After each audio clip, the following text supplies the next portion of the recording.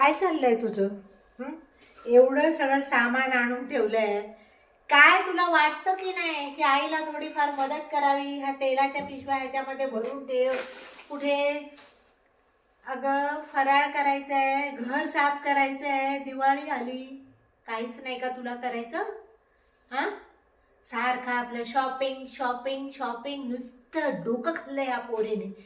आईने एवढं ह्या वयामध्ये जाऊन सामान आणलंय का आपण भरूया, का दिवाळी आली आईला काय मदत करूया. त्याचं काय नाही बघ तुला. हा, कुठल्या दगडाने घडवलेली आहे ग तुला?